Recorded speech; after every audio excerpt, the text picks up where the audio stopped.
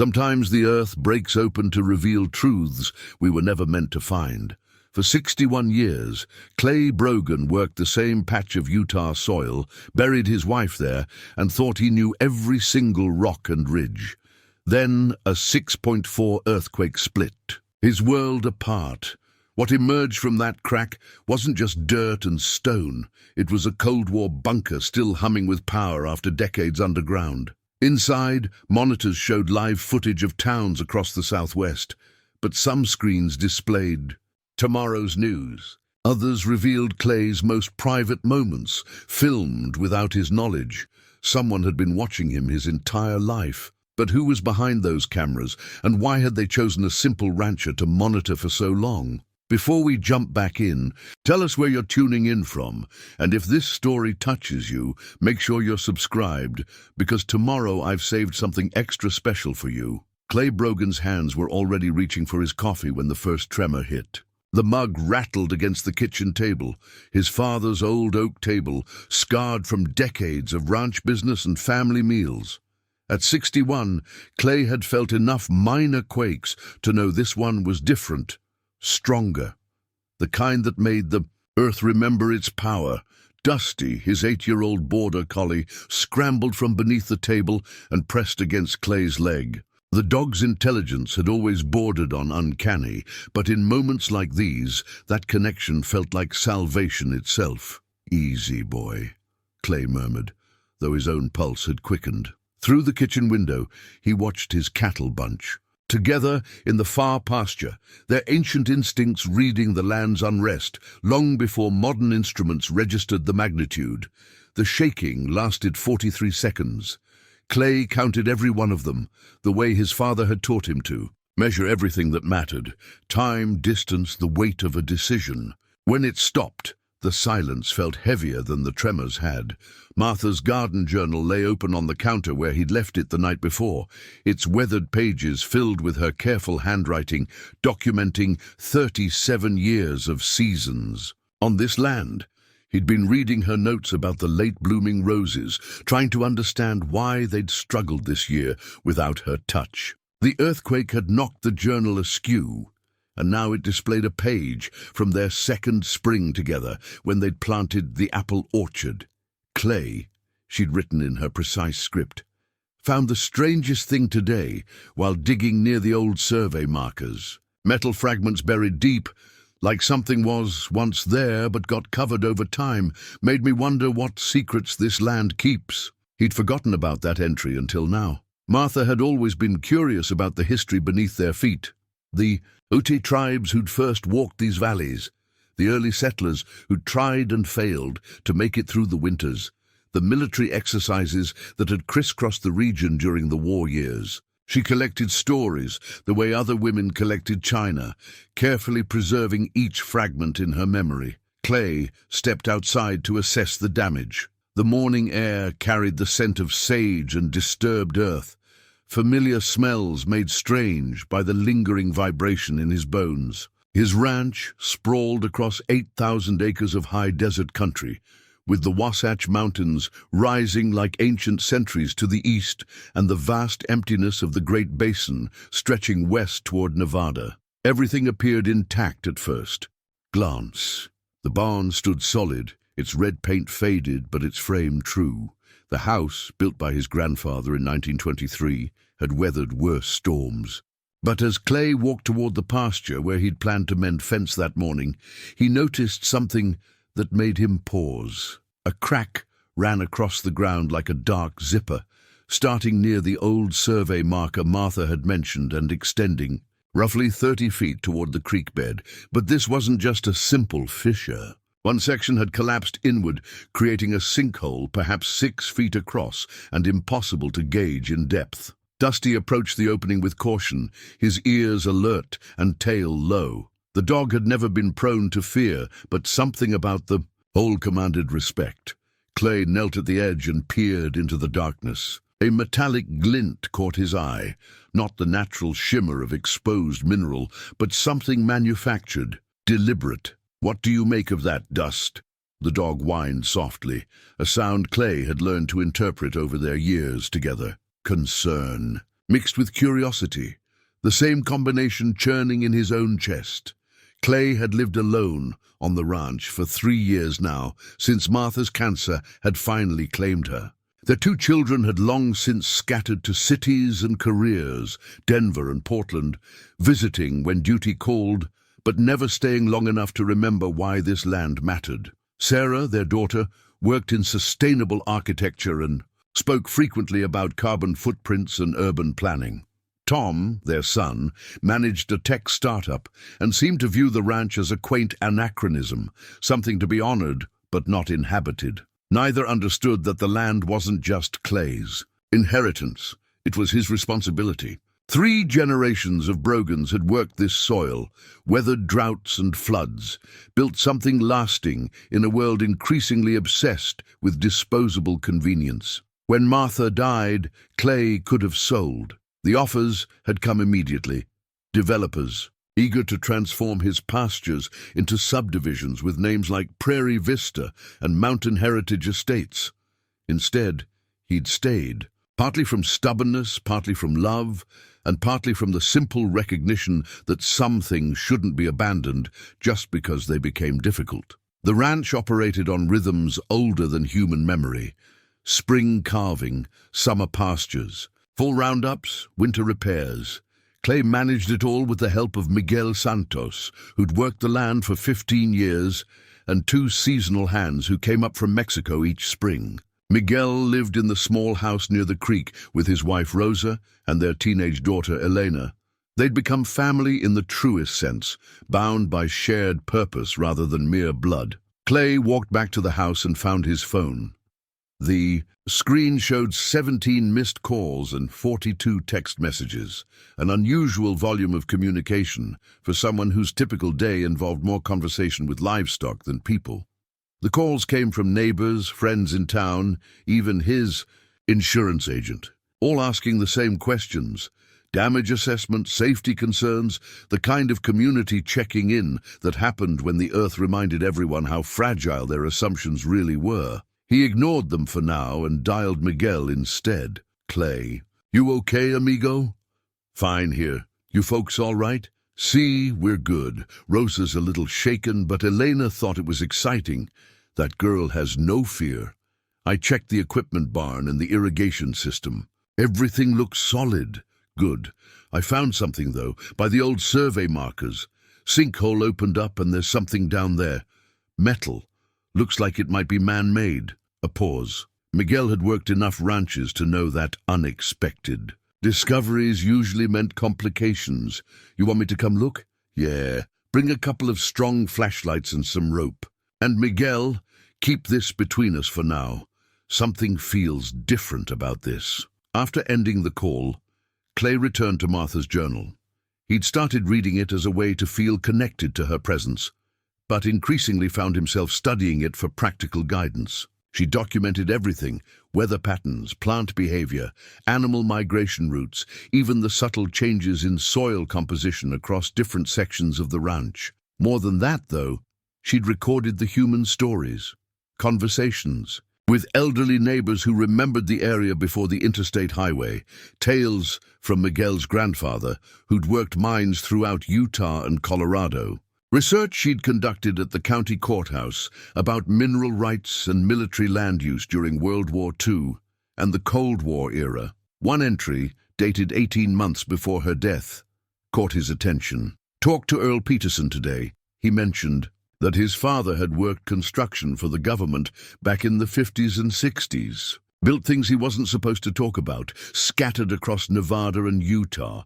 Earl said his father would sometimes drink too much and hint about underground facilities, hidden installations that never appeared on any official maps. I always wondered if some of that activity reached our corner of the state."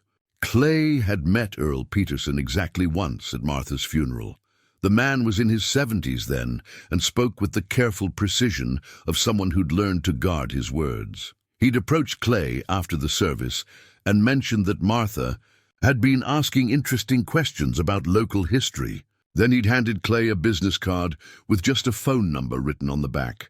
"If you ever find anything unusual on your land," Earl had said, Call that number first, before you call anyone official. Clay had filed the card away and forgotten about it until now. He went to Martha's desk, a carefully organized workspace where she'd managed the ranch's books and correspondence, and found the card tucked inside her address book. The number had a Salt Lake City area code, but no name or business identification. Clay stared at it for a long moment, remembering Earl Peterson's serious expression and Martha's natural curiosity about secrets buried in the earth. Through the window, he could see Miguel's truck approaching, dust rising from the dirt road. Whatever lay in that sinkhole had waited decades to be discovered. It could wait a little longer while Clay gathered information and considered his options. But as he slipped the card into his shirt pocket and walked outside to meet his friend, Clay couldn't shake the feeling that some discoveries changed everything. The earthquake had cracked open more than just the ground. It had opened a door to questions he wasn't sure he wanted answered. Dusty trotted beside him, alert and ready for whatever came next. In a world where so much felt uncertain, the dog's loyalty provided an anchor point. Some relationships transcended explanation. They simply were, solid and dependable as the mountains themselves. The sun climbed higher over the Utah landscape, painting everything in shades of gold and rust. Beautiful country, harsh and generous in equal measure, land that demanded respect and rewarded those who understood its rhythms. Clay had thought he knew every secret it held. He was about to discover how wrong he'd been. Miguel arrived with heavy-duty flashlights and a coil of climbing rope. He approached the sinkhole with the same methodical caution he brought to handling unpredictable livestock. Respectful, alert, ready to retreat if necessary. "¿Qué piensas?" Clay asked, one of the few Spanish phrases he'd mastered over there. Years of friendship. Miguel crouched at the edge and directed his flashlight into the opening. The beam illuminated rough dirt walls, descending about 12 feet, before hitting what appeared to be concrete and metal. "That's not natural, Miguel." "You said someone built something down there. Built it deep."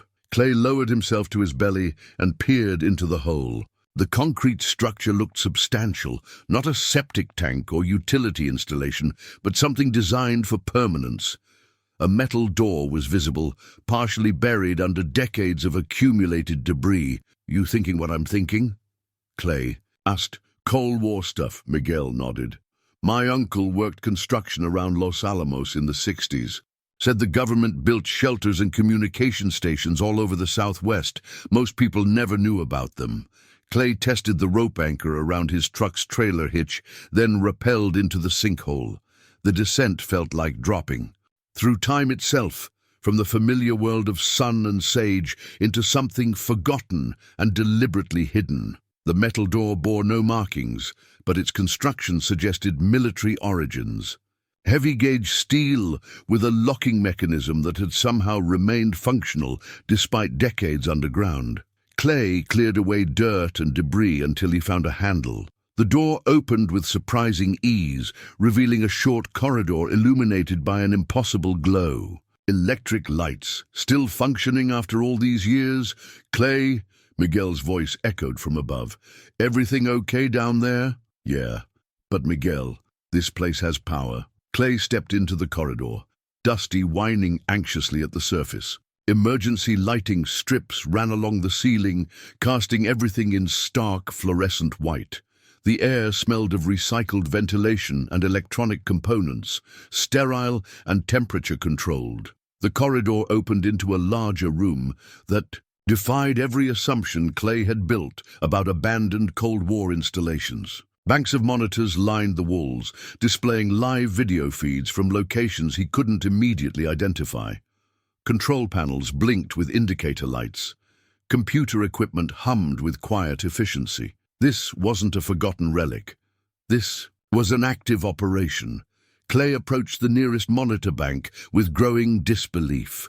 One screen showed what appeared to be Main Street in Cedar City, 40 miles south. Another displayed the entrance to Bryce Canyon National Park. A third showed aerial footage of Interstate 15, with vehicles moving in real time. But it was the fourth monitor that made Clay's legs go weak. The screen showed his own kitchen, filmed. From an angle that suggested a camera mounted somewhere in the ceiling, the timestamp in the corner read, "Current date and time." Clay watched himself pour coffee that morning, watched Dusty scramble during the earthquake, watched his own confused expression as he read Martha's journal. Someone had been watching him in his own home. Clay moved to the next bank of monitors, his heart pounding.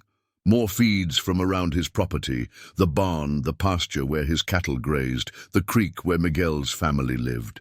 Every angle of his private life, monitored and recorded by equipment that seemed decades ahead of anything he'd ever seen. But the impossible screens were still to come. In the far corner, a cluster of monitors displayed footage with timestamps, showing tomorrow's date, next week, even next month. Clay watched himself having conversations he'd never had, visiting places he'd never been. On one screen, he stood in what appeared to be a government office, arguing with men in expensive suits. On another, he testified before some kind of hearing, surrounded by cameras and officials.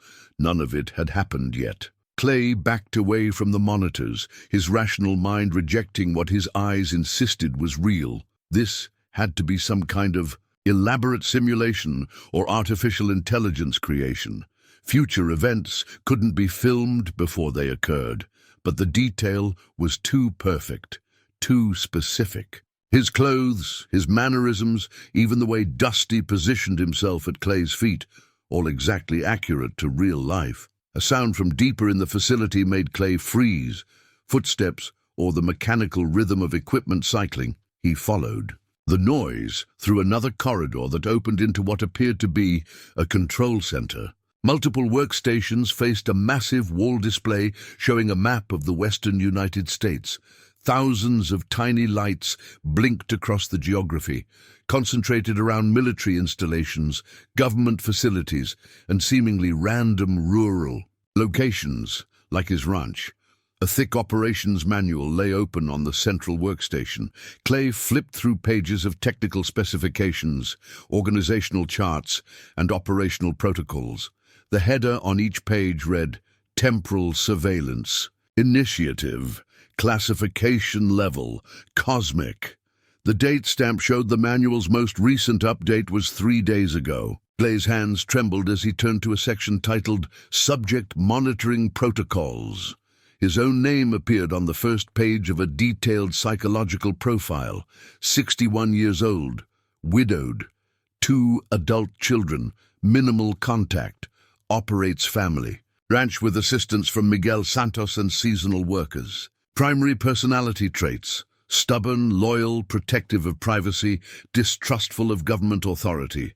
The profile included information no government agency should possess. Details about Martha's final months, private conversations with his children, even his habit of reading her journal every morning.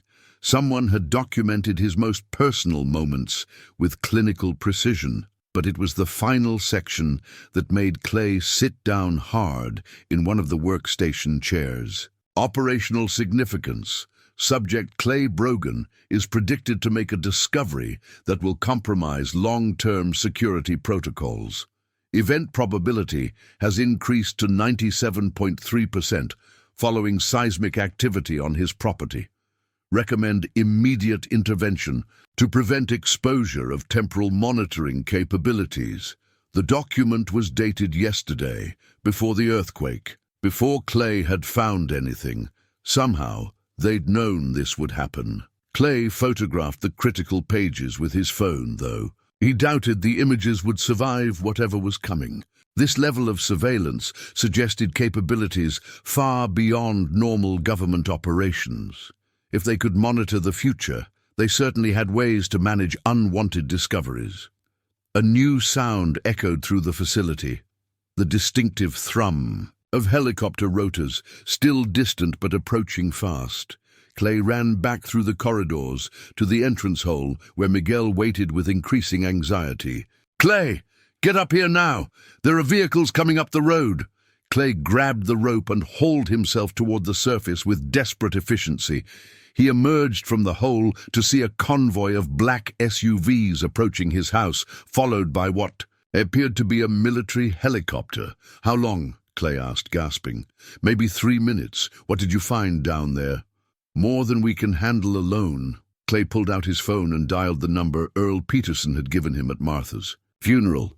A woman answered on the first ring. "We've been expecting your call, Mr. Brogan." "Who is this?" "Someone who knew your wife. She asked us to watch over you if anything unusual happened." "Are you in immediate danger?" Clay looked at the approaching vehicles, then back at the sinkhole that led to impossible technology. "Yeah, I think I am. There's an old mining road that runs behind your property. Take it north for exactly 7 miles, then look for a red mailbox on a post. We'll find you there." The line went dead. Clay grabbed Miguel's arm. "Get Rosa and Elena. Tell them you're taking a family trip. Don't pack anything that looks planned. Meet me at the mining road in 20 minutes. "Clay, what's happening?" Clay looked at his friend, a man who'd helped him through Martha's illness, who'd kept the ranch running when grief made Clay useless, who deserved an explanation he couldn't provide. "I found something they don't want found, and I think our lives just got very complicated." Clay's weathered Ford F-250 had carried him through 30 years of ranch work, hauling feed, pulling trailers, navigating rough country roads with the steady reliability that defined good tools and good friends. Now, as he guided it along the barely visible mining track behind his property, the truck felt like his last connection to the life he'd known an hour ago. Dusty rode shotgun, ears alert to the tension crackling through the cab. The dog understood that this wasn't a normal ranch operation, but his loyalty transcended comprehension. Wherever Clay went, Dusty followed, simple as breathing. The mining road hadn't seen regular use in decades, but Clay's grandfather had maintained it for access to water sources in the high country. Now it served as an escape route from a reality that seemed to be unraveling with each passing mile. Through his rearview mirror, Clay watched the government convoy surrounding his house. Men in dark suits deployed with military precision, securing the perimeter while others disappeared into the sinkhole he'd discovered. They moved like they'd planned this operation long before the earthquake ever struck. Miguel's truck appeared in Clay's mirrors, following at a careful distance. Rosa and Elena sat in the passenger seat, their faces reflecting the confusion Clay felt in his bones. 20 minutes ago, they'd all been living ordinary lives on a working ranch. Now they were fugitives from something they couldn't name or understand. Clay's phone buzzed with incoming calls, his insurance agent, neighbors, even his daughter Sarah calling from Denver.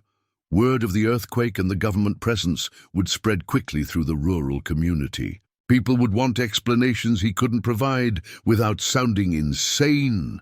The red mailbox appeared exactly where the mysterious woman had promised, weathered and unremarkable against the sage-covered hillside.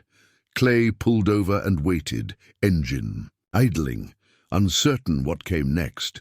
A dusty Jeep Cherokee emerged from a hidden dirt road, driven by a woman who appeared to be in her 60s with steel-gray hair and the kind of competent bearing Clay associated with retired military. She parked beside his truck and walked over with confident strides. "Mr. Brogan, I'm Ann Whitfield. I was a friend of your wife's." Clay studied her face, searching for familiar features. Martha had been social, but selectively so. Her genuine friendships were carefully chosen and deeply valued. "Martha never mentioned you." "She wouldn't have. Our connection involved sensitive matters." Anne glanced toward the ranch, where helicopter activity had increased. "We need to move. The facility you discovered has protocols for containment, and those protocols don't prioritize your well-being." "What facility?" "All I found was some kind of monitoring station." Anne's expression suggested Clay had stumbled onto something far more significant than he realized. "That monitoring station represents technology about 20 years ahead of anything publicly acknowledged. It's part of a network that stretches across the American West, hidden in remote locations where curious ranchers aren't supposed to find them." Miguel approached, his family staying close to his truck. "Clay, we need answers. Rosa is scared, and I don't know what to tell Elena." Anne assessed the group with professional efficiency. How much do they know? Nothing specific. They just know we left in a hurry because of government vehicles. Good. The less they understand, the safer they are. Anne opened her jeep's rear ducker and pulled out a detailed topographical map. "There's a ranch in Nevada, about 4 hours from here. It's owned by people who understand what you've discovered. You'll be safe there while we figure out your options." Clay looked at the map, then back toward his property. 3 generations of his family had worked that land. Everything he'd built, with Martha, was rooted in those 8,000 acres. "I'm not abandoning my ranch. Mr. Brogan, that facility predates your family's ownership of the property. It was built in 1962 as part of a classified surveillance network. The government has legal mechanisms to reclaim the land if they consider the security breach significant. Enough. They can try. I've got deed and title, free and clear." And Smile held no humor. "They've got national security law and a federal judge who signs whatever they put in front of him. Property rights don't apply when temporal surveillance is compromised." The phrase hit Clay like a physical blow. Temporal surveillance. You mean those monitors showing things that haven't happened yet? Yes. And the fact that you've seen that technology means your life has permanently changed. You can't unknow what you know, and they can't allow that knowledge to spread. Clay watched another helicopter join the formation over his ranch. The scope of the operation suggested resources far beyond typical government response. This was containment on a massive scale. How did Martha get involved with this? She asked the right questions and talked to the right people. When you've lived in the same area for decades, you notice patterns. Martha noticed that certain rural properties experienced unusual government activity over the years. She started researching, connecting dots, documenting inconsistencies. Anne pulled a manila folder from her jeep and handed it to Clay. Inside were photocopies of Martha's handwriting, but not from her garden journal. These were research notes, maps, correspondence with people whose names Clay didn't recognize. Was investigating a network of hidden installations across Utah, Nevada, and Colorado. Most of them were built during the Cold War under various classified programs. But they didn't shut down when the Cold War ended. They evolved. Clay flipped through pages of Martha's careful documentation. She'd identified 17 potential sites within a 100-mile radius of their ranch. She'd interviewed elderly construction workers, retired military personnel, even former government contractors who'd worked on classified projects. Why didn't she tell me? Because she knew you'd try to stop her, and because she wanted to protect you from exactly what's happening now. The sound of rotors grew closer. Through the sparse desert vegetation, Clay could see a helicopter systematically, quartering the area in an expanding search pattern. "They're looking for us," Miguel said, stating the obvious with the calm acceptance of someone who'd crossed dangerous borders before. Anne folded the map and moved toward her vehicle. "We need to go. Now. Follow me. Stay 50 yards back and don't use your phones. They've got technology that can track you through any electronic device." Clay looked at his truck. Dusty, reliable, filled with the tools of his trade. In the back were fence posts he'd planned to install, a cooler with his lunch, work gloves worn smooth by years of use. The artifacts of a normal life that no longer existed. "What about our animals?" Elena asked, speaking for the first time. At 17, she'd spent half her life on Clay's ranch. The horses and cattle weren't just livestock to her, they were family. Clay felt the weight of responsibility settling across his shoulders. His choices had consequences for everyone he cared about. "Miguel, take your family to Nevada. I'll follow in a few hours." "Where are you going?" Clay looked back toward the ranch one more time, then at Martha's research folder in his hands. "To find out how deep this rabbit hole goes." Anne Whitfield's business card was plain white stock, with only a phone number and email address. But Martha had hidden it inside her jewelry box, alongside their wedding rings and the silver bracelet Clay had given her on their 10th anniversary. The placement suggested this wasn't casual correspondence.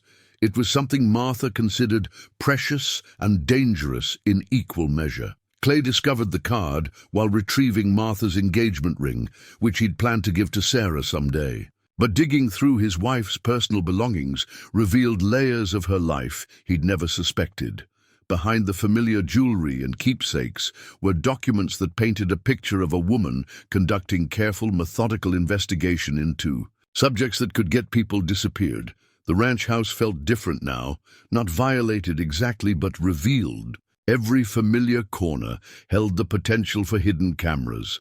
Every phone conversation might be monitored, every private moment potentially recorded for analysis by people who knew his psychological profile better than he knew it himself. Clay had sent Miguel and his family ahead to Nevada, but he couldn't leave without understanding what Martha had died protecting. The government convoy was still visible from his bedroom window, men in suits treating his property like a crime scene.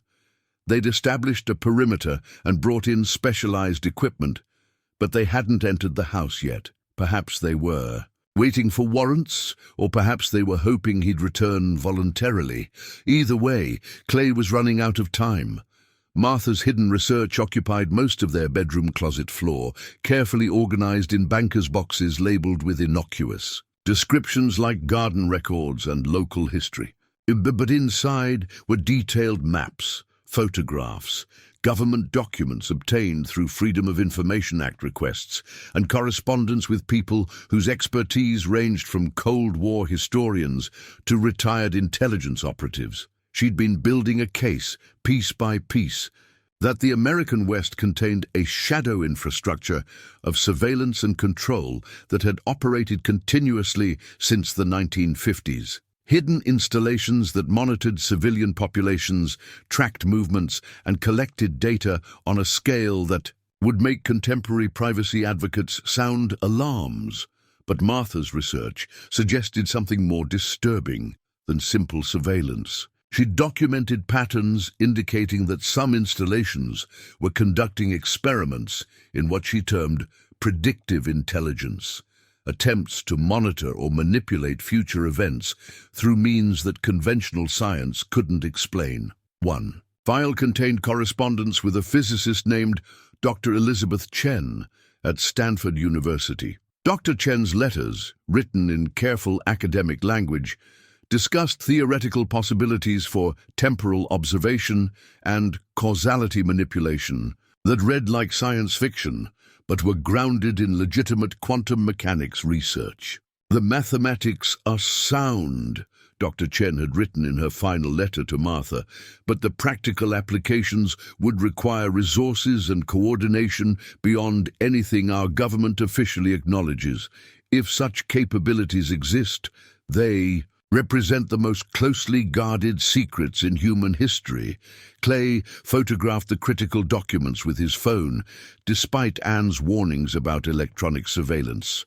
Some risks were worth taking if they preserved information that might otherwise disappear forever. Outside, activity around the sinkhole had intensified. Heavy equipment was being positioned to extract whatever remained in the buried facility. Clay realized he was watching the systematic erasure of evidence, conducted with the efficiency of an operation that had been planned and rehearsed. His phone vibrated with a text from Sarah. "Dad, saw news about earthquake. Are you okay? Government vehicles at the house? What's happening?" Clay stared at the message for several minutes. How could he explain that her mother had been investigating a conspiracy that might involve time travel technology, and that he'd discovered proof that their entire family had been under surveillance for decades? The truth sounded insane even to him. He typed, "All fine. Earthquake damaged some underground utilities. Government helping with safety assessment. We'll call later." It was a lie, but one that might keep Sarah safe from whatever was coming. Another text arrived immediately. "Dad, that doesn't sound right. Mom always said if something seemed off, trust your instincts. Are you in trouble? Clay felt a wave of emotion that nearly buckled his knees. Martha had prepared their children in her subtle way for the possibility that their parents might face extraordinary circumstances. Even from the grave, she was trying to protect their family. Before he could respond, Dusty growled from his position by the window.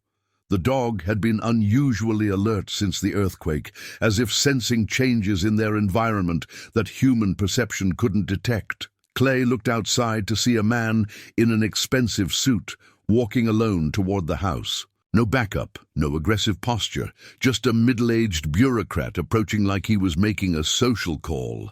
But something about his confident stride suggested he knew exactly what he'd find inside. Clay slipped Martha's research back into its boxes and moved them to the storm cellar beneath the kitchen. If this house was going to be searched, he wouldn't make their job easy. The knock on his front door was polite, almost respectful. Clay opened it to find a man who looked like he'd stepped out of a government manual for reassuring official presence. Gray hair, calm demeanor, and the kind of smile politicians used when delivering bad news. "Mr. Brogan, I'm Deputy Director James Morrison, Department of Homeland Security. I hope you have a few minutes to discuss this morning's unusual events." Clay stepped onto the porch and closed the door behind him. "My property. We'll talk outside." Morrison's smile didn't waver. "Of course. I understand this has been a disorienting experience. Natural disasters often uncover things that were better left buried, such as old infrastructure, Cold War installations that were abandoned decades ago. Sometimes the earthquake damage makes them appear more mysterious than they actually are." Clay studied Morrison's face, looking for tells. The man was good, professional, practiced, radiating the kind of competent authority that made most people want to cooperate. So that was just an old fallout shelter? Essentially, yes. Built in 1962 as part of a civil defense program that was later determined to be unnecessary. Most of the equipment you saw was deactivated long ago, though some automated systems might still appear functional. Morrison delivered the explanation with perfect confidence, as if repetition had made the lies feel true even to him. What about the monitors showing live footage? Security cameras installed by previous property owners to monitor livestock and equipment. The time-stamp displays can malfunction after years without maintenance, sometimes showing random dates and times. Every word was reasonable, logical, designed to provide Clay with an acceptable explanation that would let him return to his normal life. But Clay had seen what he'd seen, and Martha's research had prepared him to recognize official deception when it wore a friendly face. "I'd like to see the installation again." Morrison's smile finally flickered. "I'm afraid that's not possible. The earthquake damage has made it structurally unsound. For safety reasons, we're filling the entire cavity with concrete." "When?" "This afternoon." Martha's wedding ring held secrets Clay had never imagined. As he examined it more closely in the afternoon light filtering through their bedroom window, he discovered that what he'd always assumed was a simple engraving of their initials was actually something far more sophisticated. Under magnification, the curved lines revealed themselves to be a miniature map with coordinates and symbols that matched locations in Martha's hidden research. She'd been carrying evidence literally on her finger for years.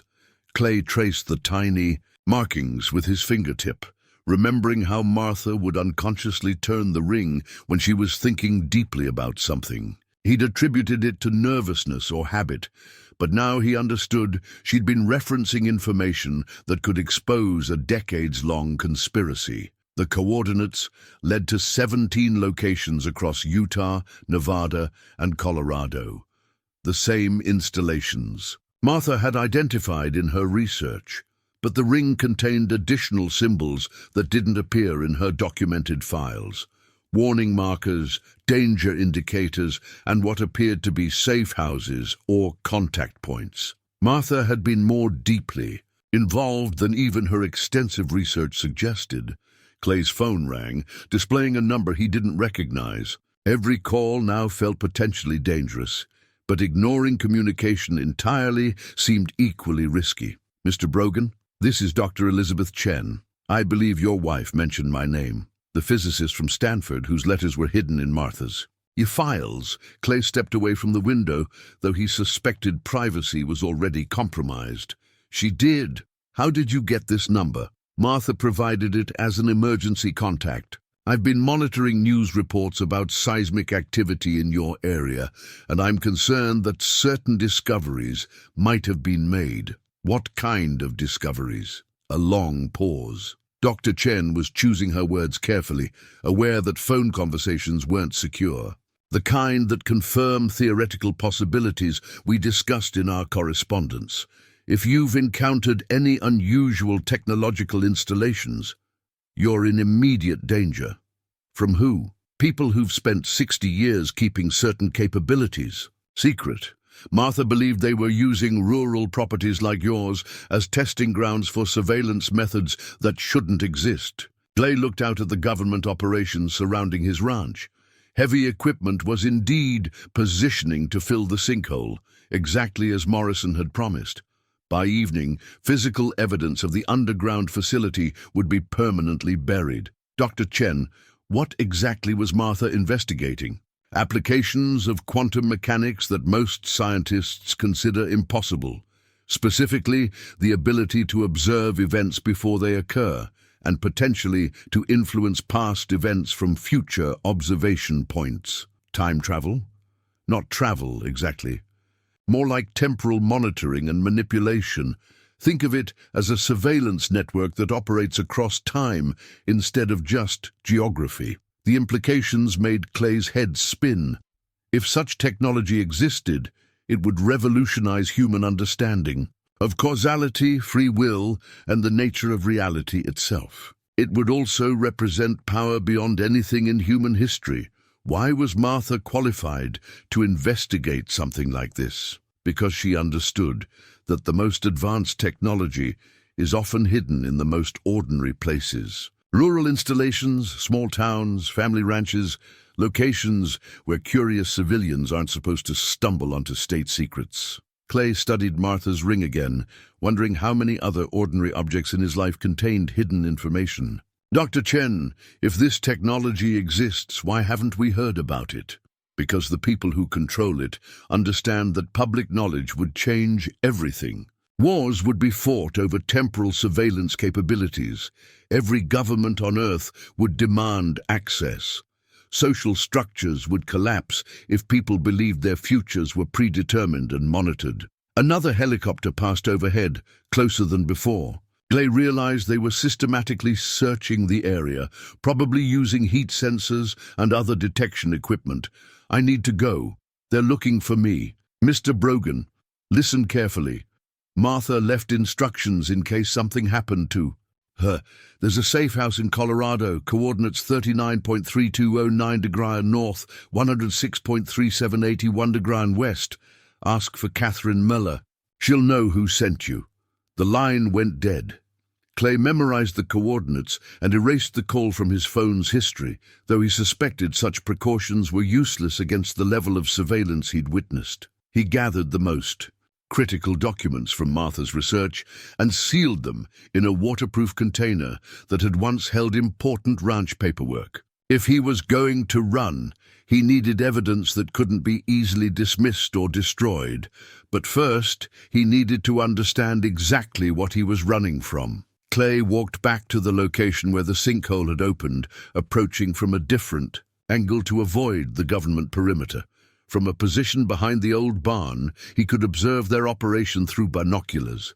The technical sophistication was startling. Men in clean suits were operating equipment that looked more advanced than anything Clay had seen in science fiction movies. They were extracting components from the buried facility with surgical precision, cataloging and packaging each piece like archaeological artifacts. But it was the conversations he could overhear that confirmed his worst fears. Temporal displacement. Readings are off the charts. Someone spent at least 40 minutes in direct contact with the monitoring systems. Psychological profile indicates subject will not accept standard explanations. Recommend immediate containment. Collateral damage assessment shows 3 additional civilians with direct knowledge. Family unit of Mexican nationals and an elderly contact in Salt Lake City. Clay's blood went cold. They were talking about Miguel's family and Ann Whitfield. People he cared about were now targets because of his discovery. He had to warn them. Clay retreated to his truck and drove back to the house one final time. If he was abandoning his life here, there were things he couldn't leave behind. Photographs of Martha, his father's military medals, the deed to the ranch that proved 3 generations of legitimate ownership. But as he filled a duffel bag with irreplaceable personal items, Clay realized he wasn't just gathering belongings. He was collecting evidence of a normal life that these people were trying to erase. Martha's ring went into his shirt pocket, next to Earl Peterson's mysterious phone number. 2 artifacts that connected him to a network of people who understood that some secrets were worth protecting, regardless of the cost. As Clay loaded his truck for what might be the last time, he noticed that Dusty had become increasingly agitated. The dog's behavior suggested he was detecting something Clay's human senses couldn't perceive: electromagnetic fields, unusual sounds, or chemical traces left by unfamiliar people. The government operation had brought sophisticated surveillance technology to his ranch, but they'd underestimated the value of simpler detection methods. Dusty's instincts had evolved over thousands of years to identify threats and protect his pack. Right now, those instincts were screaming warnings. The Colorado safe house existed in a fold of landscape that seemed designed to hide secrets. Tucked into a valley between 2 unremarkable hills, surrounded by scrub pine and accessible only by a dirt road that appeared on no official maps, it looked like the kind of place people went to disappear. Catherine Mueller met Clay at the door with the wariness of someone who'd survived too many dangerous surprises. She was perhaps 50, with graying brown hair pulled back severely and eyes that missed nothing. The house behind her looked ordinary from the outside, but Clay caught glimpses of sophisticated communications equipment through the windows. "You're late," she said without preamble. "Martha told us you'd arrive exactly 4 hours after initial contact." Clay checked his watch. 4 hours and 7 minutes since Dr. Chen's phone call. She predicted this? Martha predicted a lot of things. "Come inside, we need to talk." The interior revealed the safe house's true purpose. Multiple computer workstations lined one wall, displaying real-time feeds from locations across the American West. Communication equipment that belonged in a military command center occupied another corner. Maps covered every available surface, marked with symbols and coordinates that matched Martha's hidden research. Clay recognized some of the locations from her files, but dozens more had been added in red ink. The network was far larger than Martha. Had documented. "This is Martha's work?" Clay asked. Martha's work continued by people who understood what she'd discovered. Catherine gestured to a woman Clay hadn't noticed, seated at one of the computer workstations. "Dr. Chen, I believe you've spoken." Elizabeth Chen looked younger than Clay had expected, perhaps 40. With the intense focus of someone accustomed to processing complex information rapidly. She acknowledged Clay with a nod, but didn't look away from her screens. "Mr. Brogan, your discovery has accelerated their timeline significantly. They're activating installations that have been dormant for decades, presumably because temporal monitoring indicated a security breach was imminent." Clay studied the map displays. "How many installations are we talking about?" "We've identified 67 confirmed sites across Utah, Nevada, Colorado, Arizona, and New Mexico. Martha's ranch provided access to one of their primary coordination hubs, which is why the response has been so aggressive." Catherine poured coffee from a pot that smelled like it had been brewing for hours. "The technology you encountered represents the culmination of research that began during the Manhattan Project. Some of the same scientists who developed atomic weapons were simultaneously investigating temporal mechanics. Why haven't other people discovered these installations?" "They have, But discovery typically results in one of three outcomes: official, explanations that satisfy most people; relocation incentives that convince families to move away voluntarily; or permanent solutions for those who refuse to cooperate. Clay thought about Morrison's confident demeanor and reasonable explanations. What kind of permanent solutions? Dr. Chen finally looked up from her monitors. Accidents, medical emergencies, vehicle malfunctions in remote areas. Nothing that appears suspicious to local authorities, but effective at preventing unwanted questions. And Martha? Catherine's expression softened slightly. Martha was careful.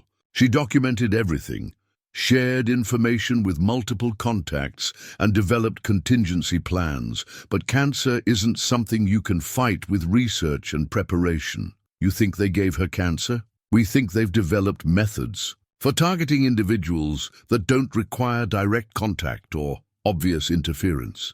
Electromagnetic manipulation, chemical exposure through water supplies, even psychological stress that compromises immune system function. The implications were staggering. If true, it suggested capabilities that made conventional government surveillance look primitive by comparison. Clay walked to the window and looked out at the empty landscape. How many people know about this? Fewer than 100 worldwide. Most are scientists, former intelligence operatives, or people like Martha who stumbled onto evidence and decided to investigate rather than ignore it. What about government officials? Surely someone in Washington knows what's happening.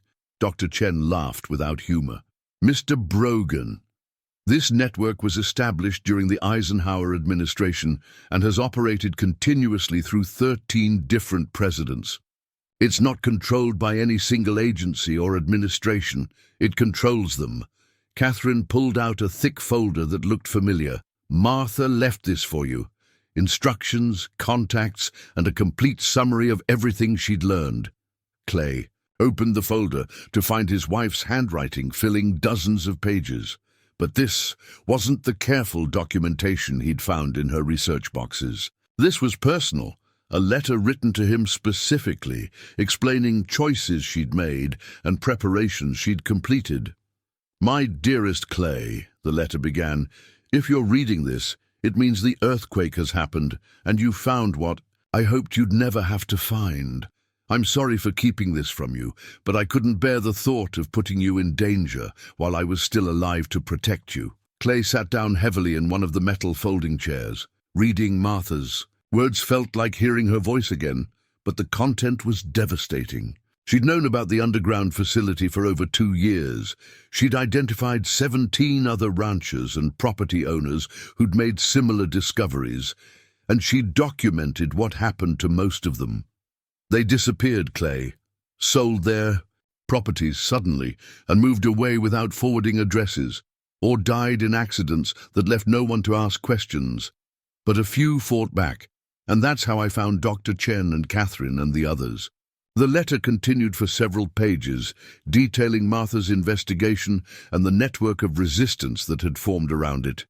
But it was her final paragraph that made Clay's hands tremble. "I've arranged for you to inherit more than just the ranch, my love. In the old storm shelter beneath the barn, the one we never used, you'll find everything I couldn't tell you while I was alive. Equipment, documents, and contacts that will help you understand what we're really fighting. They think they can control the future by monitoring it, but they don't understand that some futures are worth changing, regardless of the cost." Clay looked up to find Catherine and Dr. Chen watching him with expressions of sympathy and expectation. She knew this day would come. "Martha understood patterns better than anyone I've ever met," Catherine said. "She could look at seemingly random events and identify the connections that revealed larger designs. It's why they were afraid of her." "What did she want me to do with this information?" Dr. Chen pointed to the wall displays showing surveillance installations across the Southwest. "Help us shut them down. The technology they're using doesn't just monitor the future, it influences it. Every prediction becomes a self-fulfilling prophecy because they use the information to manipulate events. And if we do nothing, Catherine's expression was grim. They continue expanding their capabilities until free will becomes an illusion and human choice becomes an algorithm. The storm shelter beneath Clay's barn held secrets that redefined everything he thought he knew about. His wife, his ranch, and his own identity. What Martha had described as inherited equipment was actually a complete intelligence operations center, more sophisticated than anything he'd seen in the government facility. But it was the photograph on the main workstation that stopped Clay's heart. The image showed Martha at perhaps 25 years old, standing beside a man Clay didn't recognize in front of what appeared to be a military installation. Both wore the kind of serious expressions reserved for official documentation. The timestamp read June 1985. 3 years before Clay had met his wife, Catherine Mueller's voice came from behind him, carefully neutral. Martha never told you about her first career. Clay turned to face her, the photograph trembling in his hands. What first career? She was NSA, National Security Agency, specialized in signals intelligence and pattern recognition. One of the best analysts they'd ever trained. Catherine paused, allowing the information to settle. She didn't retire to become a rancher's wife, Clay. She was assigned to monitor you. The words hit like physical blows. Clay sank into Martha's desk chair, surrounded by equipment that suddenly made terrible sense. This wasn't a resistance operation. It was a surveillance post that had been active for over 3 decades. Monitor me for what? Dr. Chen emerged from behind a bank of servers Clay hadn't noticed before. Your family's property sits on a geological anomaly that makes it ideal for temporal surveillance technology. The government needed someone in place to ensure the installation remained hidden and to monitor any unusual activity. So our marriage was fake. Catherine's expression softened. No, Clay. That's the twist that changes everything. Martha was assigned to watch you, but she fell in love with you. Really, genuinely in love. And when she realized the full scope of what the government was doing with temporal surveillance, she made a choice. Clay studied the sophisticated equipment surrounding him. What choice? She decided to protect you instead of monitoring you.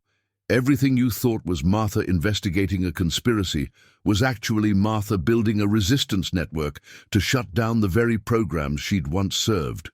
Dr. Chen activated one of the workstations, revealing files that Martha had encrypted with Clay's birthday and their anniversary date. Your wife spent 15 years pretending to be a loyal deep-cover operative while actually documenting everything she could about the temporal surveillance network. She was planning to expose it all. Then why didn't she? Because exposure would have meant your death, Catherine said quietly. The moment Martha revealed her true activities, everyone associated with her would become targets. She chose to protect you and continue gathering evidence, hoping eventually to find a way to bring down the network without sacrificing the people she loved. Clay opened Martha's encrypted files, finding detailed intelligence reports she'd submitted to her NSA handlers over the years. But the reports contained carefully crafted misinformation, protecting the very installation she was supposed to be monitoring while making her superiors believe she was conducting thorough surveillance. She was a double agent, triple agent actually. She was feeding information to us while misleading the NSA, while appearing to be a loyal ranch wife to you. Dr. Chen pulled up another file showing Martha's communication logs. It's the most complex long-term deception I've ever encountered. Clay found video files Martha had recorded in this hidden facility, speaking directly to the camera with the professional demeanor he'd never seen her display. In these recordings, she was neither the gentlewoman who'd shared his bed, nor the curious researcher who'd documented local history. She was a trained intelligence operative, conducting a covert operation that spanned decades. My name is Martha Brogan, NSA Operative Designation Blackbird 7, she said in one recording. This is my final report on the Temporal Surveillance Initiative. After 18 years of deep cover monitoring, I've concluded that the program represents a clear and present danger to American democracy and human free will. Clay paused the recording. When was this made? Catherine checked the timestamp. 6 months before her cancer diagnosis. You think they killed her because she was preparing to expose them. We think Martha knew she was running out of time, and she made a calculated decision to accelerate her timeline regardless of personal risk.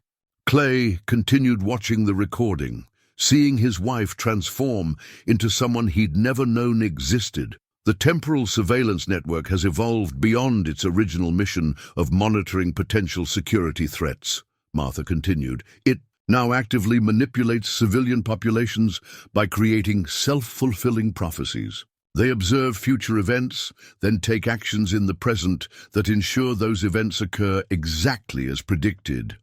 Dr. Chen paused the playback. Do you understand what that means, Clay? They're not just watching the future. They're controlling it. Exactly. And your ranch wasn't chosen randomly as a monitoring site. The geological anomaly beneath your property creates natural conditions that amplify temporal observation capabilities. That's why the installation was built here in 1962, and that's why your family was specifically recruited to purchase this land. Clay felt reality reshaping itself around him. My grandfather didn't buy this ranch. He was placed here. Your grandfather was a World War II veteran with the right psychological profile and family background to establish a multi-generational cover story. The government arranged the land purchase, provided favorable financing, and ensured the ranch would remain in family hands. So my entire life has been orchestrated. Catherine shook her head. Your life has been monitored and occasionally influenced, but not controlled. That's the difference Martha came to understand. The surveillance network can observe multiple potential futures and manipulate circumstances to encourage certain outcomes. But individual human choice still matters. Clay looked around the hidden facility his wife had constructed beneath their property. What was her plan? Dr. Chen activated a wall display showing the network of installations Martha had identified. Complete exposure. She'd gathered enough evidence to prove the existence of the temporal surveillance program to congressional oversight committees, foreign intelligence services, and investigative journalists simultaneously. Why didn't she do it? Because she discovered something that changed her approach. Catherine pulled up Martha's final encrypted file. The network isn't just American, it's international, and it's not controlled by any single government. The implications crashed over Clay like a wave. Who controls it? A consortium of intelligence agencies, defense contractors, and scientific institutions that transcends national boundaries. They've been using temporal surveillance to manipulate global events for over 60 years. Clay opened Martha's final recording, dated just 2 weeks before her death. Clay, if you're watching this, it means you've found the truth I couldn't tell you while I was alive. I'm sorry for lying to you about so many things, but my love for you was the only true thing in a life built on deception. Martha's image looked directly at him through the camera, and for a moment Clay could almost believe she was still alive, still protecting him from dangers he couldn't perceive. The earthquake that will reveal the installation isn't natural, my darling.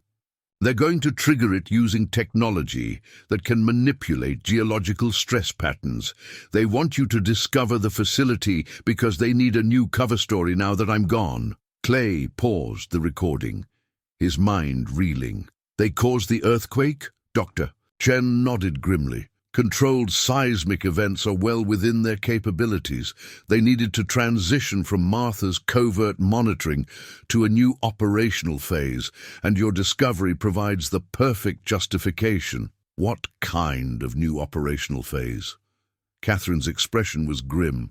Complete consolidation. They're shutting down the rural installations and moving everything to centralized facilities that will be harder to detect and impossible to access accidentally.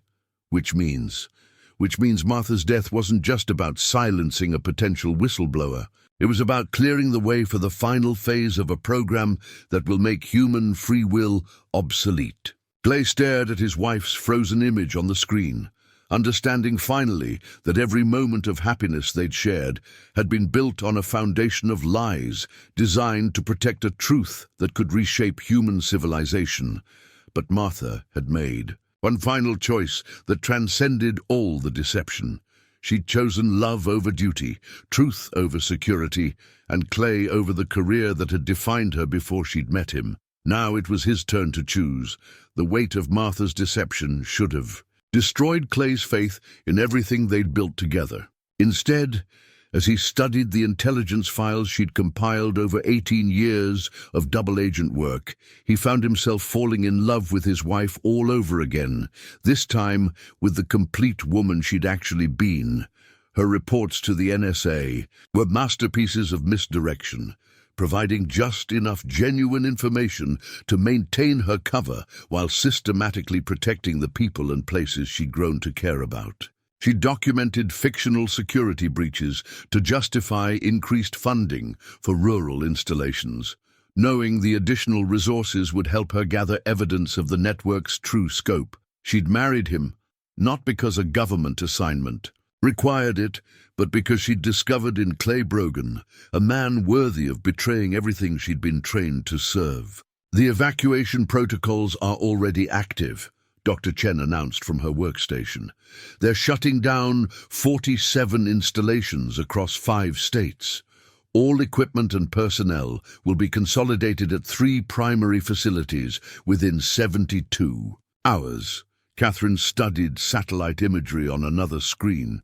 Once consolidation is complete, access becomes impossible. These new facilities are constructed like underground fortresses, blast-proof, electronically shielded, with security systems that make military installations look like suburban shopping malls. Clay absorbed this information while reviewing Martha's tactical assessments. She'd identified vulnerabilities in the network's communication systems, power infrastructure, and personnel protocols. But exploiting those vulnerabilities would require coordination between multiple resistance cells and access to resources they didn't possess. What about going public? Media exposure, congressional hearings, international attention? Dr. Chen shook her head. Martha tried that approach for 3 years. Every journalist who showed interest either lost their job or died in accidents. Congressional oversight committees claimed the evidence was fabricated. Foreign intelligence agencies insisted they had no knowledge of American temporal surveillance programs. Because the network controls the information flow, Catherine added, they can predict which media outlets will pursue the story and neutralize them before publication. They can identify sympathetic government officials and manipulate circumstances to remove them from positions of influence. Clay walked to the window and looked out at the Colorado landscape. Somewhere out there, Miguel and his family were hiding in a safe house, refugees from a war they didn't understand. And Whitfield was probably coordinating with other resistance cells, trying to develop strategies against an enemy that could literally see their plans before they made them. And back in Utah, government technicians were systematically erasing evidence of technology that could rewrite human history. Martha's final recording mentioned a specific plan, Clay said. Something she was preparing before her death.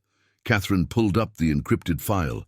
Operation Revelation, simultaneous exposure of all 67 installations through coordinated electromagnetic pulses that would disable their security systems and communication networks. How do you create electromagnetic pulses strong enough to affect underground facilities? Dr. Chen smiled for the first time since Clay had met her. You don't create them. You redirect them. The installations draw power from geothermal and solar collection systems that are vulnerable to feedback overloads.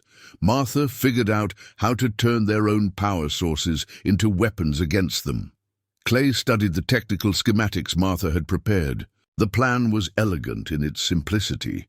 Use the network's distributed energy infrastructure to create cascade failures that would simultaneously disable all installations across the American West. What's the downside? Complete electrical grid. Failure across 5 states, Catherine said quietly. Hospitals, airports, water treatment facilities, traffic control systems, everything dependent on electrical power would shut down for potentially weeks. How many people would die? Dr. Chen's expression was grim. Martha's estimates ranged from 3,000 to 15,000 casualties, depending on weather conditions and emergency response capabilities. Clay felt the moral complexity of the situation settle across his shoulders like lead blankets. Exposing the temporal surveillance network might preserve human free will, but at the cost of thousands of innocent lives. Allowing the network to continue operations might prevent immediate casualties while condemning future generations to a world where choice was an illusion. What did Martha decide? She couldn't make that choice alone, Catherine said.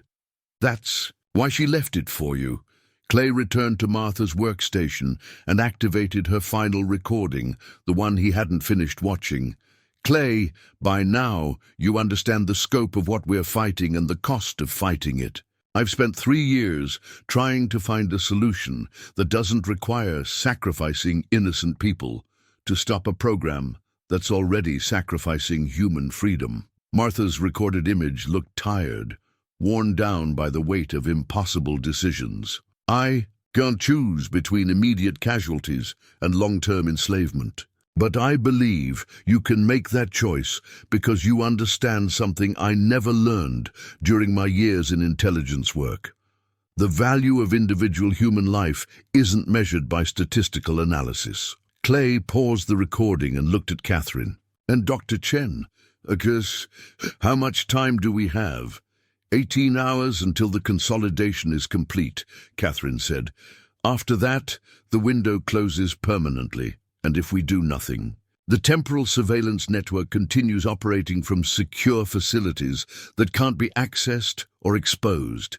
They perfect their manipulation capabilities and extend them globally.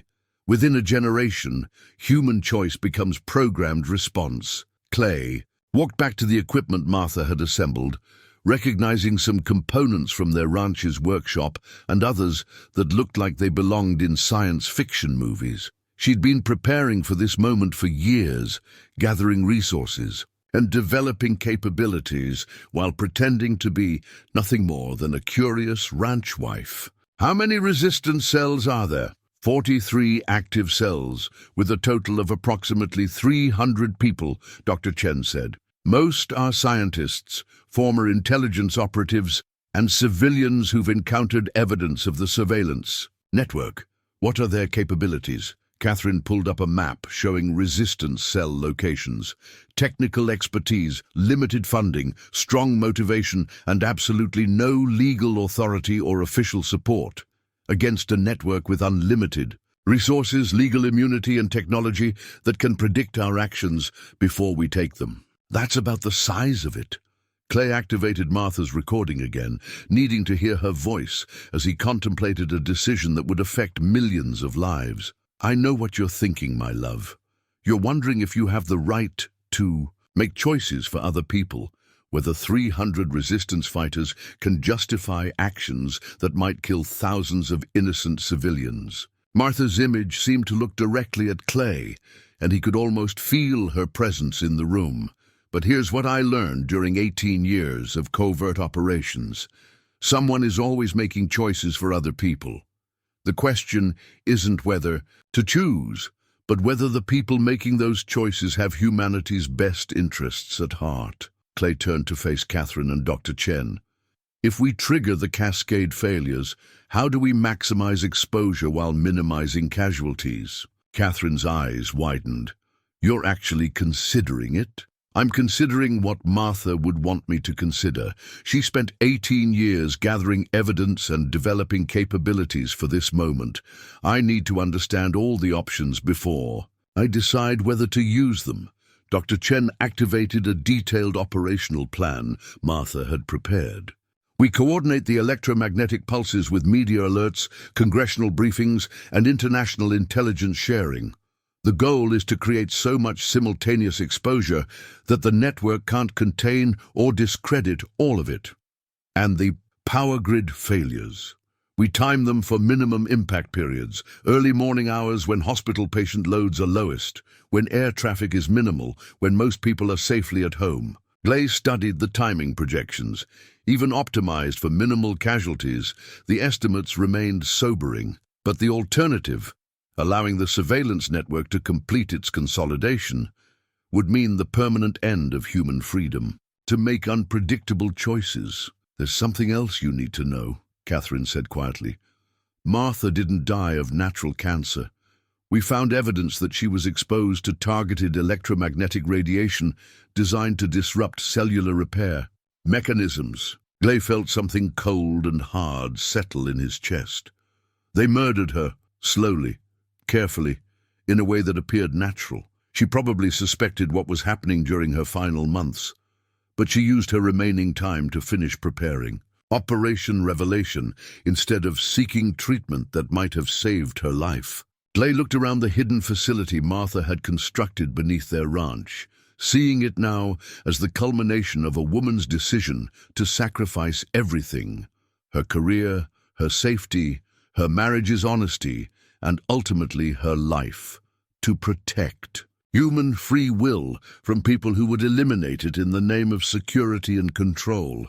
She'd made her choice 3 years ago. Now Clay had to make his. How do we begin? The question hung in the air, like a challenge to everything Clay had believed about right and wrong, about individual responsibility and collective action, about the price of freedom and the cost of security. But as he looked at Martha's photograph, the NSA operative who'd become a ranch wife, who'd become a resistance leader, Clay understood that some choices transcended personal comfort and moral certainty.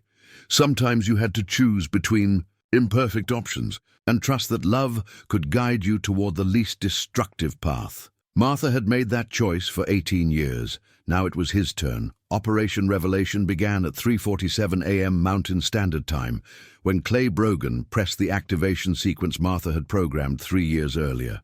The cascade failure started with his own ranch's geothermal system, sending a feedback pulse through the network's primary communication hub buried beneath his property. Within minutes, similar pulses erupted from installations across Utah, Nevada, Colorado, Arizona, and New Mexico. Each facility's power source became a weapon against the surveillance network it had been designed to support. Clay watched the progress on Martha's monitoring equipment as 47 installations went offline in sequence. The electromagnetic pulses disabled not only the temporal surveillance technology, but also the security systems and communication networks that had kept the program hidden for 60 years. Phoenix Grid is showing fluctuations, Dr. Chen reported. From her workstation, Las Vegas is experiencing rolling blackouts. Salt Lake City just lost power to 3 hospital districts. The human cost was beginning immediately, exactly as Martha's projections had predicted. But Catherine's coordination with resistance cells across 5 states had prepared emergency services for power failures of unknown origin. Backup generators were already activating in critical facilities, and emergency response teams had been pre-positioned in major population centers. Congressional briefing packages are being delivered now, Catherine announced. 7 senators, 12 House representatives, and the chairs of both intelligence committees. They're receiving complete documentation while their phones and internet are flooded with supporting evidence. Clay monitored the pulse transmissions from his ranch, watching as the installation that had monitored his family for 3 generations finally went silent. The irony wasn't lost on him. Martha's surveillance post was now the command center for destroying the network she'd once served. International intelligence agencies are receiving data packages simultaneously. Dr. Chen continued. MI6, Mossad, BND, DGSE, FSB, everyone will have complete documentation within the hour. But it was the media component that would determine whether Operation Revelation succeeded or failed. Without simultaneous exposure from multiple news sources, the temporal surveillance network's crisis management protocols would contain the damage and discredit the evidence. Clay's phone buzzed with a message from Anne Whitfield. Broadcast teams, positioned at 17 facilities. Live footage beginning in 43 minutes. The timing was critical. Martha's plan required the electrical grid failures to occur before the network's emergency systems could activate, but after enough evidence had been distributed to ensure the story couldn't be suppressed. "Clay!" Catherine called urgently. "We're getting military aircraft activity across the region. Fast-moving helicopters, transport planes, vehicles that don't appear on standard tracking systems." Through the facility's external cameras, Clay could see government vehicles approaching his ranch again. But this time they came in overwhelming force. Trucks, helicopters, and personnel in tactical gear that suggested they weren't planning to negotiate. "How long until we lose power here?" Dr. Chen checked her calculations. "Approximately 12 minutes until the feedback pulse reaches critical mass and shuts down all electrical systems in this grid sector." Clay activated Martha's final protocol, uploading 18 years of intelligence data to servers in 17 different countries simultaneously. Even if the facility was captured, the evidence would survive in multiple locations where the network couldn't suppress it. "Miguel's family?" Clay asked. "Safe." Anne moved them to a location in Canada before the operation began. Clay felt a moment of relief, knowing that his friends were protected from the consequences of his decision. Miguel and Rosa and Elena had been innocent bystanders who'd been drawn into this conflict by proximity and loyalty. They deserved better than to become casualties in a war between competing visions of human freedom. But thousands of other innocent people were about to experience power failures, communication disruptions, and the collapse of systems they depended on for safety and survival. Clay carried the weight of those consequences as deliberately as Martha had carried the weight of her deception. The first explosion came from the direction of his ranch house, followed immediately by the sound of helicopters landing in his pastures. Through the facility's cameras, Clay watched tactical teams deploying around the property with the precision of a military operation. "They're here," he announced unnecessarily. Catherine began shutting down non-essential systems and activating security protocols Martha had programmed for this exact scenario. "Emergency exits are clear. Transportation is staged at 3 different locations. We can evacuate in under 4 minutes. But Clay didn't move toward the exits. Instead, he activated Martha's final recording, the one she'd saved for this moment. "Clay, if you're watching this, it means you've chosen to execute Operation Revelation. I'm proud of you for making a decision I couldn't make alone."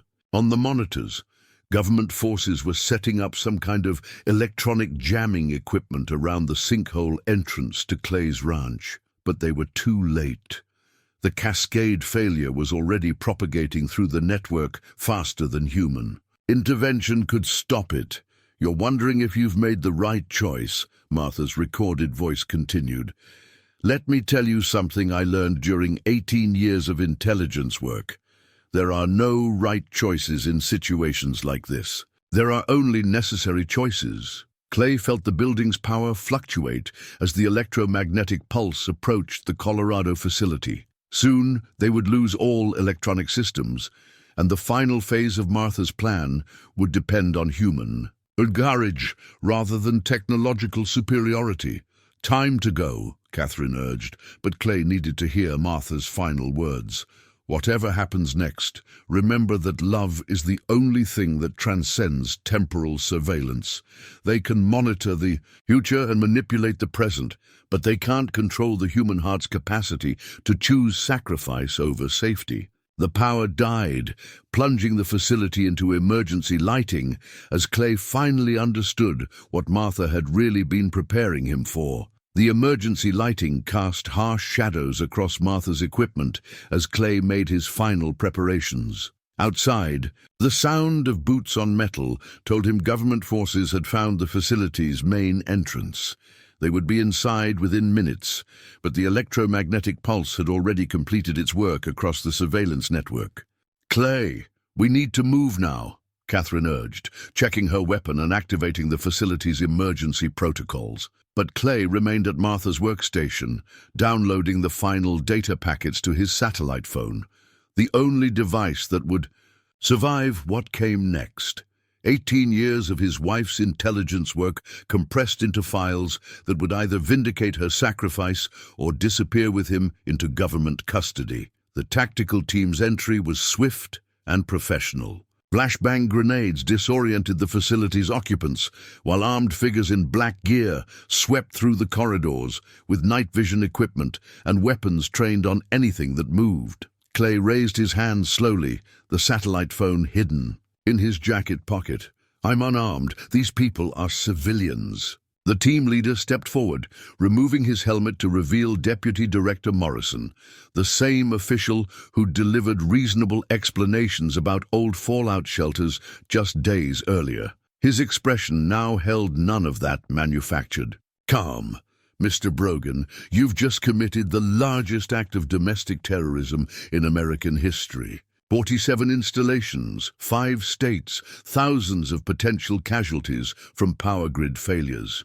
I've exposed a surveillance network that was operating without congressional oversight or constitutional authority," Clay replied. "That's not terrorism, that's citizenship."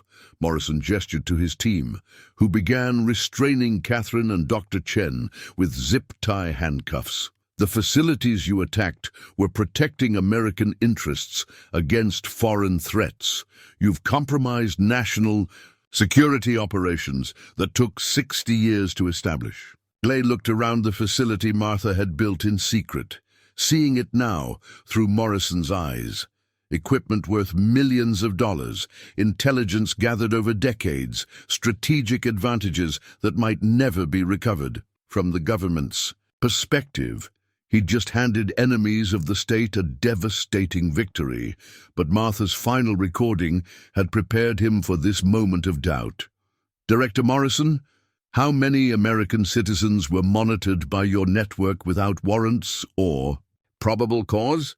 Morrison's jaw tightened. "That's classified information." "Not anymore. As of tonight, none of this is classified. The whole world knows what you've been doing." Clay could see Morrison calculating, trying to determine how much damage control was still possible, but the electromagnetic pulses had been too thorough, the media coordination too precise. Whatever institutional authority had protected the surveillance network for 60 years was evaporating in real time. "You don't understand the consequences of what you've done," Morrison said. "This network prevented terrorist attacks, foreign espionage, domestic threats that would have killed thousands of Americans, by monitoring American citizens in their own homes, by predicting their behavior and manipulating their choices, by eliminating free will in the name of security." Clay pulled out the satellite phone, showing Morrison the download progress bar. Martha documented everything, every installation, every operation, every legal violation committed in the name of national security. "The world is going to see all of it." Morrison drew his sidearm, pointing it at Clay's chest. "Delete those files." Clay smiled, thinking of Martha's courage during 18 years of pretending to serve the people she was actually fighting. "Director, you're 60 years too late to prevent this.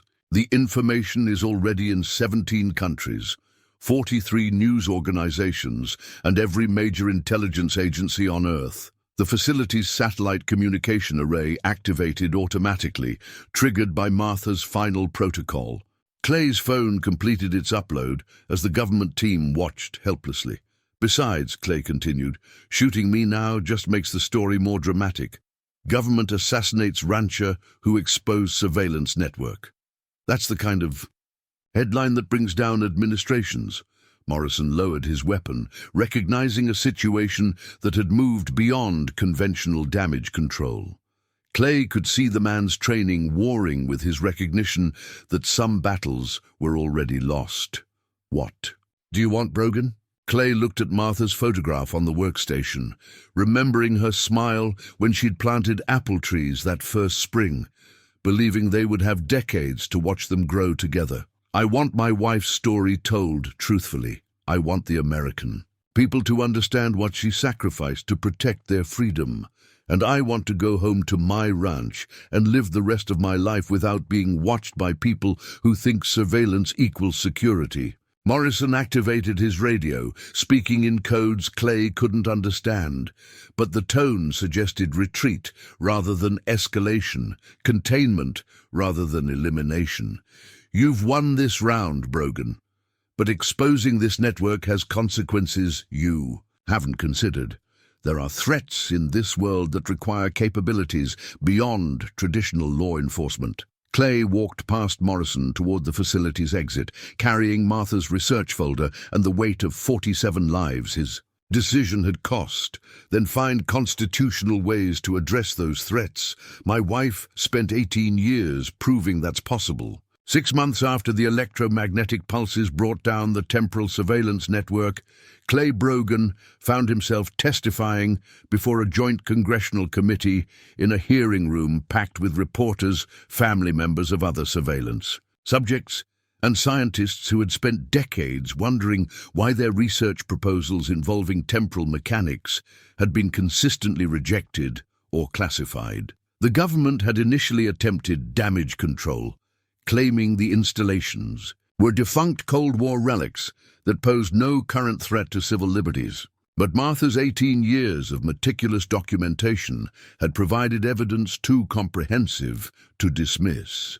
Dr. Chen's testimony about the theoretical impossibility of the technology they'd witnessed had forced officials to either admit the existence of capabilities beyond public knowledge or explain how private citizens had fabricated such sophisticated hoaxes. Clay wore his best suit, the one Martha had convinced him to buy for their daughter Sarah's wedding 5 years earlier. Sarah sat in the gallery behind him, having flown in from Denver to support her father through what she now understood had been the most important decision of his life. Tom, their son, watched via live stream from his Portland office, finally, comprehending why his parents had always seemed to share secrets he couldn't access.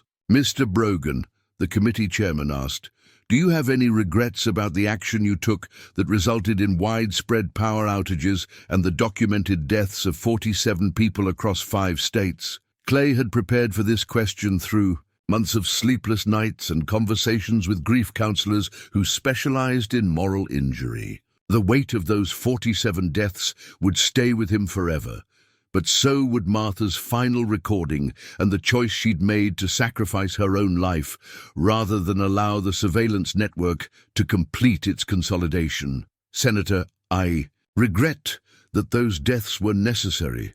I regret that my wife felt she had to conduct an 18-year covert operation instead of being able to trust her government with the truth.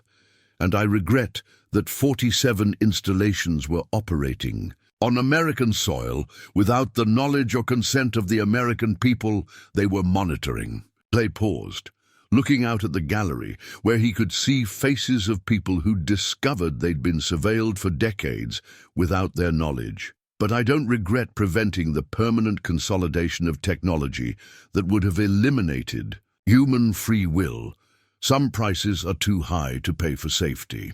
The hearing had been scheduled for 3 days, but it stretched into 2 weeks as witnesses testified about surveillance experiences that dated back to the 1960s. Elderly ranchers described decades of unexplained government activity on their properties. Former intelligence operatives revealed classified programs they'd participated in without fully understanding their scope. Scientists presented evidence of research that had been suppressed or redirected to serve surveillance applications. Most importantly, international intelligence agencies confirmed that similar networks had been operating in other countries, suggesting a global consortium of surveillance capabilities that transcended national boundaries. The revelations sparked protests. congressional investigations, and diplomatic crises that were still unfolding. But it also sparked something Martha would have appreciated: renewed public interest in the value of privacy, individual choice, and the right to live without constant observation. Clay had returned to his ranch after the hearings, though the property felt different now. The government had removed all surveillance equipment and filled in the sinkhole, but they couldn't erase the knowledge that his family had been watched for 3 generations. The land itself felt somehow lighter, freed from the weight of hidden purposes and secret monitoring. Miguel and his family had returned from Canada, and together they'd rebuilt the ranch operations that had been disrupted by 6 months of legal proceedings. Elena was starting her senior year of high school and had begun writing college application essays about growing up on a ranch that had been at the center of the most significant privacy rights case in American history. But it was Martha's garden that provided the most profound evidence of change. Without the electromagnetic interference from the underground facility, her roses had begun blooming with a vigor and beauty that exceeded anything they'd achieved during her lifetime. Clay maintained the garden exactly as she would have, but the plants themselves seemed to be celebrating their freedom from invisible observation. Dr. Chen had established a research institute dedicated to studying the long-term effects of electromagnetic surveillance on human behavior and biological systems. Early findings suggested that constant exposure to surveillance technology had created subtle but measurable changes in stress hormones, sleep patterns, and even genetic expression in monitored populations. Catherine Mueller had been appointed to a new federal oversight board tasked with ensuring that classified surveillance programs operated within constitutional boundaries. Her first report documented 17 additional installations that had continued operating despite the electromagnetic pulses, and recommended criminal prosecutions for officials who had concealed the network's existence from congressional oversight. Anne Whitfield had written a book about Martha's double-agent career that became a bestseller and was being adapted for a television series. The book's dedication read simply, "To Martha Brogan, who proved that love is the ultimate act of resistance." Clay kept Martha's wedding ring on a chain around his neck, the tiny coordinates still visible under magnification. But now they pointed to memorial sites rather than active installations, places where people gathered to remember what had been lost and to commit to protecting what remained. On the anniversary of the earthquake that had changed everything, Clay stood in the pasture where the sinkhole had opened and felt the presence of generations of his family who had worked this land. His grandfather, unknowingly placed here to provide cover for a surveillance operation. His father, who had maintained the ranch without ever suspecting what lay beneath it. Martha, who had transformed from monitor to protector to resistance leader, and now Clay himself, no longer just a rancher, but a guardian of the choice Martha had died to preserve: the right to live without constant observation, to make unpredictable decisions, to fail and succeed without algorithmic interference. Dusty, now 9 years old, but still alert to every change in his master's mood, pressed against Clay's leg as the sun set over the Utah landscape. The dog had been his companion through the discovery, the decision, and the aftermath. Loyal, uncomplicated, free. Tomorrow would bring new challenges, ongoing legal battles, congressional oversight responsibilities, and the lifelong commitment to ensuring that temporal surveillance technology never again operated in secret. But tonight, Clay Brogan stood on land his family had worked for 3 generations, under stars no longer hidden by electronic interference, grateful for the woman who had taught him that love sometimes requires the courage to destroy everything you've built in order to save everything you believe in. In the distance, he could hear Miguel calling the cattle home for the evening, the ancient rhythm of ranch work continuing despite everything that had changed. Some things endured regardless of governments and conspiracies and technologies that challenged the nature of reality itself. The land remained. The work continued. And choice, purchased at such a terrible price, survived to challenge another generation.